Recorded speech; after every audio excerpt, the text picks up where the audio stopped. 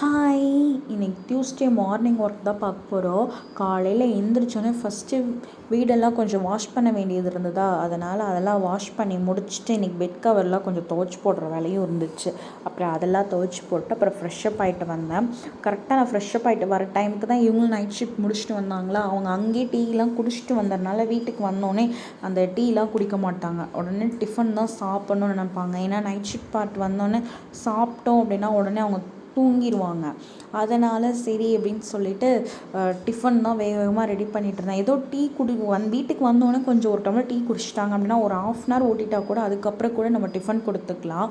ஆனால் அவங்க வந்தோடனே சாப்பிட்ணும் அப்படிங்கும்போது நம்ம அந்த நேரத்தில் நம்ம மற்ற வேலைகள் பண்ணிகிட்ருக்க முடியாது இல்லையா.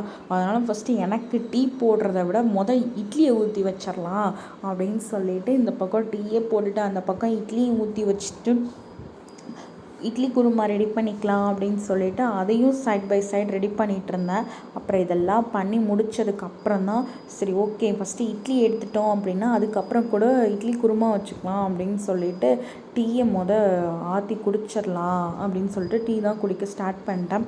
நம்ம காலையிலையும் சரி சாயங்காலமும் சரி அந்த டீயை குடித்தா மட்டும்தான் நம்மளால் அடுத்த கட்ட வேலையே நம்மளால் செய்ய முடியுது. டீ குடிக்கல அப்படின்னா நம்மளால் என்ன சொல்கிறது, அந்த வேலையும் அந்த நாட்களோ ஓடுற மாதிரி எனக்கு அந்த ஃபீலே இருக்க மாட்டேங்குது.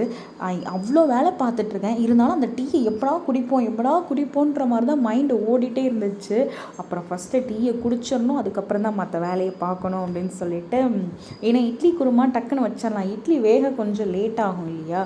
அதனால் ஃபஸ்ட்டு டீயை குடிச்சு முடிச்சுட்டு அதுக்கப்புறம் தான் இட்லி குருமாவுக்கு ரெடி பண்ணிகிட்டு இருந்தேன். இது ஒரு 10 minutes ரெடி பண்ணிடலாம். அப்புறம் அதையும் ரெடி பண்ணி முடிச்சுட்டு அதுக்கப்புறம் கொஞ்சம் கிச்சன் கவுண்டர் டாப்லாம் க்ளீன் பண்ண வேண்டியது இருந்தது. அப்புறம் அதெல்லாம் க்ளீன் பண்ணி முடிச்சுட்டு அதுக்கப்புறம் அவங்களுக்கும் டிஃபன்லாம் எடுத்து கொடுத்துட்டு அப்புறம் அவங்களும் சாப்பிட்டுட்டு இருந்தாங்களா. அவங்க சாப்பிட்டதுக்கப்புறம் பாப்பாவை கூட்டணும், அவளையும் சாப்பிட வச்சுட்டு அப்புறம் நானும் சாப்பிட்டு கொஞ்சம் பக்கத்தில் போகிற வேலைகள் இருந்தது. அப்புறம் அங்கேயும் போயிட்டு வந்ததுக்கப்புறமா பாப்பாவை கூட்டிகிட்டு ஸ்கூல் தான் போனோம். ஸ்கூல் போயிட்டு அங்கே கொடுக்குற சாப்பாடு தான் அவள் சாப்பிடவே மாட்டாளே, அப்பயே ட்ரை பண்ணி பார்ப்போம் அப்படின்னு சொல்லிட்டு கொஞ்சம் சாப்பாடையும் ஊட்டி பார்த்தேன். அப்பயும் சாப்பிடலை. சரி போகலாம் வீட்டுக்கு அப்படின்னு சொல்லிட்டு அப்புறம் வீட்டுக்கு கிளம்பி வந்துட்டோம். வீட்டுக்கு வந்ததுக்கு அப்புறமா கொஞ்சம் வேலைகள்லாம் இருந்தது. நான் காலைல துவைச்சி போட்டிருந்த பெட்ஷீட்லாம் கிடந்துச்சா, அது காயுமா காயாதாங்கிற கொஷின் மார்க்லேயே இருந்தது. ஏன்னா காலையிலேருந்து வெயில் இல்லை, லைட்டாக தூறல் போட்டுகிட்டே இருந்ததா.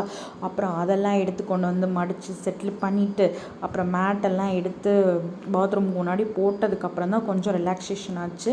அதுக்கப்புறம் வீட்டில் கொஞ்சம் பூஜை பண்ண வேண்டியதெல்லாம் இருந்தது. ஏன்னா இன்றைக்கி டியூஸ்டே ஈவினிங் பூஜையும் ஒரு வழியாக கம்ப்ளீட் பண்ணியாச்சு. நாளைக்கு இன்னொரு இன்ட்ரெஸ்டிங்கான வீடியோவில் பார்க்கலாம். பாய்.